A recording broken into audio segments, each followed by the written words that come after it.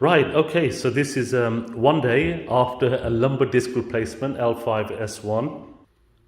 So yeah, one day after the lumbar disc replacement, and that was the lumbar disc replacement, opening it up. And yesterday you walked for about 10-15 minutes back to the hotel. And how's your kind of mobility at the moment? Can I see you bend a little? Wow. Just slight stiffness, but nothing serious. Amazing, yeah, considering just one day. And can I see you walking? Yeah, good. And back. And you say you feel your posture, you feel taller. Taller, and the curves being put back into the back, I feel. Yes, yeah, because before the disc was collapsing, whereas now it's not collapsing because you've got that disc replacement. Yeah. But that's good, and a bit of sensitivity along that left nerve, and that will settle because we really freed up that nerve during the operation. Yeah.